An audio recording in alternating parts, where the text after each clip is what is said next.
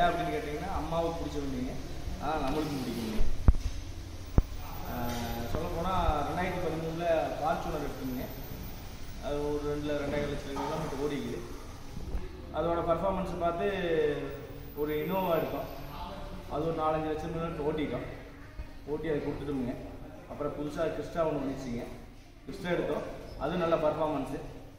இந்த நம்ம Toyota Camry பார்த்தீங்கன்னா 2013 ஃபார்ச்சுனர் எடுக்கும்போது பெரிய ட்ரீம். அதான் வந்து எப்படி சொல்கிறதுங்க, நம்ம வண்டிக்கு சேம் ரேட்டு அப்படின்னு பார்த்தீங்கன்னா அப்போ 29,50,000 ஃபார்ச்சுனர், சரிங்களா? அப்போ 29,50,000. அந்த வண்டி எடுக்கிறதுக்கு இந்த வண்டி பார்க்கும்போது இது கொஞ்சம் சின்னதாக வண்டி தெரிஞ்சுது. அப்போ நம்ம கொஞ்சம் பெருசாக வேணும்னு நம்ம பெருசாக வண்டி எடுத்துங்க. லக்ஸுரி பார்த்தீங்கன்னா ஃபார்ச்சுனர் லக்ஸுரி வேறுங்க, கிறிஸ்டாவோட லக்ஸுரி வேறுங்க. இது வந்து நம்ம சொல்ல முடியாத அளவுக்கு லக்ஸுரி. இந்த 3 வண்டியில் இந்த வண்டி ரொம்ப சொல்ல முடியாத அளவுக்கு லக்ஸுரி. ஃபேமிலிக்காக எடுத்த வண்டிங்க, பெருசாக ஓட்டலிங்க. ஒரு 5000 கிலோமீட்டர் வண்டி ஓட்டிக்கலாம். எடுத்து ஒரு 2-3 மாதம் தான் ஆச்சுங்க.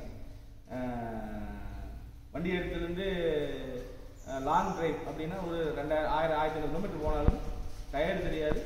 வீட்டில் உட்காந்துருக்க மாதிரி குழந்தைக்கு தூங்கிக்குவாங்க. விதை கடிச்சாலும் தெரியாது, போகிறதே தெரியாது. வீட்டில் உட்காந்துருக்க மாதிரி இருக்கு. பாப்பாங்க சொல்லுவாங்க, அப்பா வைப்ரேஷன்லாம் போகிறோம், காரில் வந்து வைப்ரேஷனே தெரியலைங்கப்பா. எந்த கார்லேயும் இந்த மாதிரி காரில் வைப்ரேஷன் இல்லாத காருங்கப்பா, நம்மகிட்ட இருக்கிற காரில் வைப்ரேஷன் இல்லாத காருங்கப்பா அப்படிம்பாங்க. அந்தளவுக்கு நல்ல homely vehicle, luxury homely சேஃப்டியஸ்ட் vehicle. 140-150 அசால்ட்டாக போகிறோம்னு வச்சுக்கோங்களேன். நம்ம ஊர் சம்சாரத்தோடு பொள்ளாச்சிங்க. பொள்ளாச்சி போகும்போது நம்ம ஈச்சனாரி பைபாஸ், ஈச்சனாரிலேருந்து நம்ம பொள்ளாச்சி வரைக்குமே நல்ல பைபாஸ் புதுசாக ரோடு போட்டுருக்குங்க. அப்போ அந்த ரோட்டில் போகும்போது பார்த்தீங்கன்னா 140-150 அசால்ட்டாக போகுங்க. 140-150 போனாலுமே 3 செகண்ட் 4 செகண்டில் பிரேக். எல்லோரும் சீட் பெல்ட் போட்டுக்கணுங்க. இது ரொம்ப மஸ்ட். சீட் பெல்ட் போட்டுனா 150 போனாலுமே அந்த வைப்ரேஷன் இல்லாமல் ஒரு 4 செகண்டில் வண்டி நிறுத்தலாமுங்க. நான் நிறையா டைம் பார்த்துருக்கேன், ட்ரை பண்ணியிருக்கேன். அப்புறம் வண்டி என்ன ஸ்பீடு போனால் ரோடு கிரிப் இருக்குங்க. ரோடு கிரிப்லேருந்து வண்டி மாறவே மாறாது. நம்ம வந்து கொஞ்சம் ஸ்பீடாக போனோம்னா வண்டி வந்து மிதக்கிற மாதிரி ஒரு ஃபீல் இருக்குங்க. ஆனால் இந்த வண்டியில் அப்படி இருக்காது. ரோடு கிரிப் ஃபுல்லாக இருக்குது. அதுதான் இந்த வண்டியோட ஃபெசிலிட்டிங்க. நம்ம வண்டியை வந்து ரொம்ப ருசிச்சு ஓட்டுறதுக்கு உண்டான ஒரு நல்ல வண்டி. மைலேஜ் பார்த்தீங்கன்னா ஒரு 14-15 தெரியுதுங்க. அதுக்கு மேலே அது பெருசாக பார்க்குறது இல்லையே. ஒரு 5 கிலோமீட்டர் கிடைக்குங்கிறது. ஏன்னா ஹைப்ரிட் மாடல் இது, முதல்ல வர்றது ஹைப்ரிட் மாடல் இது.